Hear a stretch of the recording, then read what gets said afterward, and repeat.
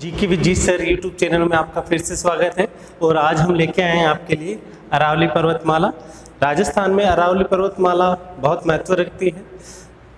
इसके लिए हमें अरावली पर्वतमाला को समझने के लिए हमें अरावली कहाँ से कहाँ तक है, इसका निर्माण काल का जो समय है वो क्या था, और इसकी बाकी जो बेसिक जानकारी है वो थोड़ा सा मैं नक्शे के हिसाब से आपको थोड़ा बताता हूँ। पहले तो हमें दो बात का ध्यान रखना है कि इसका निर्माण जो है वो कब हुआ था। देखिए दोस्तों, निर्माण जो काल है इसका वो है प्री कैम्ब्रियन युग। प्री कैम्ब्रियन युग, इसका जो निर्माण काल जो है वो प्री कैम्ब्रियन युग में हुआ। और दूसरी बात, इस अरावली पर्वतमाला के बारे में कहा जाता है कि अरावली पर्वतमाला जो है सबसे प्राचीन पर्वतमाला है, सबसे प्राचीन है। दूसरा, प्राचीन के साथ साथ इसकी एक विशेषता है, ये वलित पर्वतमाला है। वलित पर्वतमाला है। ये दो चीजें आपको ध्यान रखनी है कि प्राचीन तो पर्वतमाला, जो प्राचीन शब्द जो है वो निर्माण के समय की बातें हैं। हम बात करते हैं कि जब स्थलाकृति की बात करते हैं, स्थलाकृति राजस्थान में जो स्थलाकृति दिखाई देती है, पहाड़ जो दिखाई देते हैं, उनका निर्माण जो है वो सबसे पहले हुआ, ऐसा माना जाता है, सबसे पहले। तो हम इसे कह सकते हैं निर्माण के समय में सबसे पहले स्थलाकृति जो राजस्थान की भूखंड पे आई, वो भूखंडों में सबसे प्राचीन जो है वो अरावली पर्वतमाला। उसके बाद में पठारों का निर्माण हुआ, उसके बाद में जो निर्माण हुआ वो आपको बताया गया है। हम देखते हैं, दूसरी बात हम देख पाते हैं कि राजस्थान में इसका विस्तार कहां से कहां तक है, इसकी कुल लंबाई कितनी है।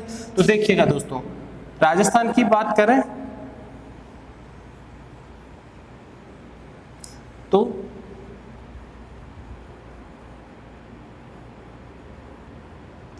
ये पर्वतमाला जो है सिरोही जिले से शुरू होकर के खेतड़ी झुंझुनू तक ये जाती है। आबू और आबू जो है वो किस जिले में दोस्तों? सिरोही जिले में। और ये पीछे से आती है यहां से पालनपुर गुजरात। देखिए दोस्तों, पालनपुर गुजरात में यहां पर गिरनार हिल्स है। गिरनार हिल्स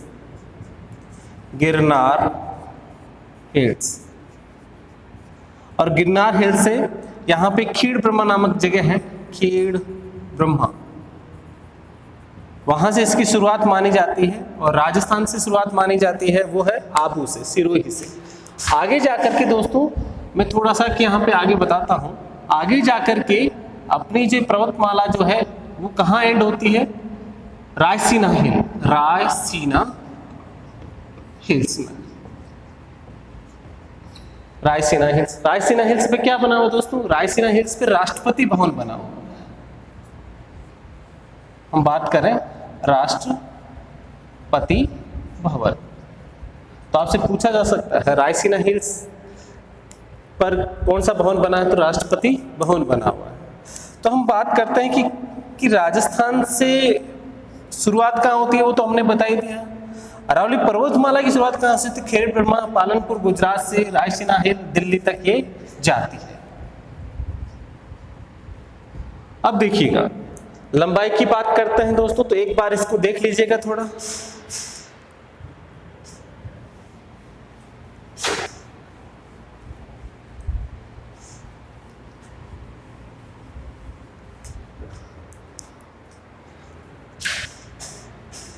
इसके विस्तार की बात करते हैं, देखिएगा इसकी लंबाई जो है 692 किलोमीटर है। अरावली पर्वतमाला की लंबाई याद रखना 692 किलोमीटर है। राजस्थान में पूछे इसकी लंबाई कितनी है? राजस्थान में लंबाई आपको ध्यान रखना है 550 किलोमीटर। 550 किलोमीटर सिरोही से झुंझुनू तक। अब देखिए कि ये पूरी संपूर्ण कह सकते हैं, संपूर्ण पर्वतमाला की है। संपूर्ण अरावली पर्वतमाला की लंबाई 692 किलोमीटर, राजस्थान में इसकी लंबाई 550 किलोमीटर है। अब इसकी ऊंचाई मानते हैं वो कितनी है, औसत ऊंचाई की बात करते हैं दोस्तों, तो औसत ऊंचाई जो है इसकी वो है 930 मीटर, किलोमीटर नहीं है, ये ध्यान रखना। यहाँ पे 930, हमने बात की हाइट की बात की, तो औसत ऊंचाई जो है पूरी अरावली पर्वतमाला की औसत जो ऊंचाई है वो 930 मीटर आती है। कहीं ऊंची है तो कहीं नीची है, परंतु आपको थोड़ा सा ये देखने के बाद में थोड़ा मैं आपको कंसेप्ट क्लियर कराऊंगा। तो ये तीन चीजें आपको ध्यान रखनी है। कुल लंबाई कितनी है 692 किलोमीटर, राजस्थान में लंबाई कितनी है 550, कुल लंबाई कुछ ऊंचाई जो औसत ऊंचाई वो कितनी है 930 मीटर।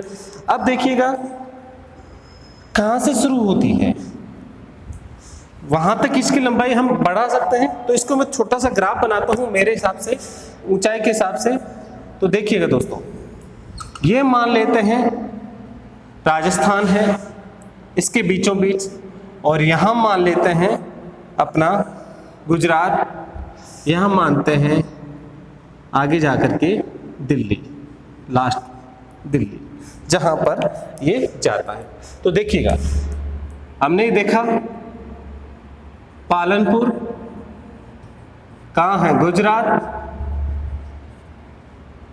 इसकी यहां से यहां तक लंबाई जो है वो मैंने बताई 692 किलोमीटर। राजस्थान से राजस्थान की लंबाई हमने बताई 550 किलोमीटर। परंतु अरावली पर्वतमाला जो आबू खंड है वो ऊंचा है, उसके बाद में ये खंड जो है थोड़ा सा बीच में, उत्तरी अरावली में एक थोड़ा सा ऊंचा है, मध्य अरावली में नीचा है। तो इसकी हम चर्चा करते हैं। तो अरावली यहाँ से आपने देखा होगा माउंट आबू बात करते हैं, और वहां पे एक पर्वत चोटी भी है, उसकी भी चर्चा करते हैं। पर्वत चोटी कौन सी है, गुरु शिखर, सब जानते हैं गुरु शिखर। और गुरु शिखर जो है उसकी चोटी की ऊंचाई 1722 मीटर, याद रखना 1722 मीटर है। अब यहाँ पे बात करते हैं, बीच में आ जाता है अपना सीकर का, जबकि सीकर मध्य अरावली का हिस्सा नहीं है। यहां पर जो है वो है रघुनाथगढ़। रघुनाथगढ़ जो है वो जो है चोटी है वो 1055 मीटर है, 1055 मीटर है। जबकि यहां पर अजमेर में एक चोटी और है, उसको मोरमजी बोलते हैं, मोरमजी चोटी। और ये टाटगढ़ में, और टाटगढ़ कहाँ है, अजमेर में, और इसकी ऊंचाई है दोस्तों 934 मीटर। कितनी है दोस्तों 934 मीटर। तो यहाँ पे बीच में जो खंड है वो थोड़ा नीचे है।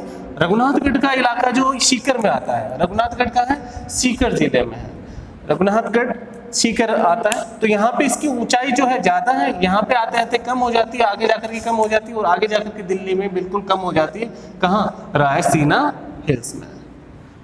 तो ये देखिए दोस्तों, हमें ज्यादा दूरी का पूछा जाता है कि कितनी लंबी है। औसत ऊंचाई की बात करें तो इसकी कुल औसत ऊंचाई जो है ये ऊंचाई की बात करते हैं, इनकी औसत लिया गया तो 930 मीटर आया दोस्तों। तो ये तो था। अब है अरावली पर्वतमाला जो है वो किन चट्टानों से बनी है, ज्यादा प्रश्न ये पूछा जाता है। अभी बताते हैं किन चट्टानों से बनी है। तो सबसे पहले हम दोस्तों देखते हैं कि कौन सी चट्टानों से बनी है। तो कौन सी चट्टानों से बनी है, तो देखिएगा चट्टानों से पहले सबसे बात की आती है कि कौन सी चट्टानों से, तो धारवाड़ क्रम की चट्टानों से, धारवाड़ क्रम की चट्टानों से अरावली पर्वतमाला का निर्माण हुआ।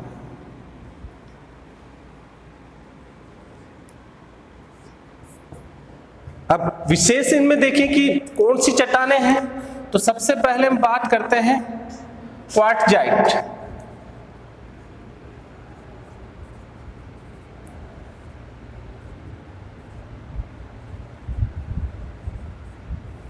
राजस्थान में अरावली पर्वतमाला में सबसे ज्यादा पाई जाने वाली चट्टानें कौन सी है? क्वार्टजाइट चट्टान है।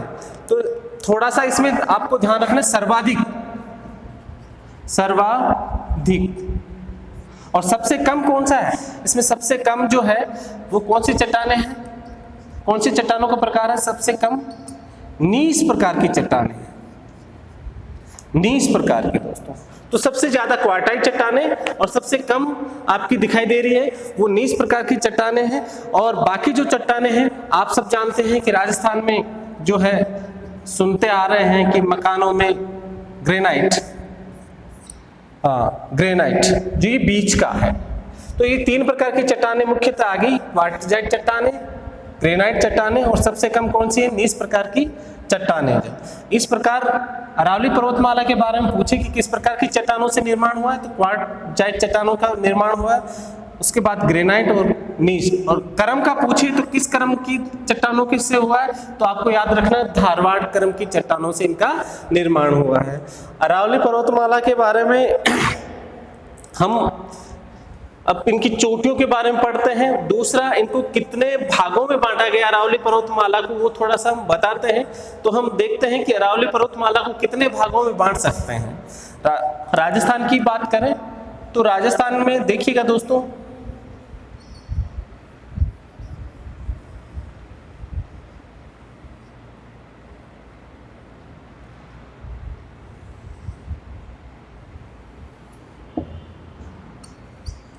अरावली को 3 भागों में बांटते हैं। यहां ये जो है आबू वाला खंड, आबू सिरोही, और बीच का अजमेर वाला भाग, और इधर सीकर झुंझुनू वाला भाग।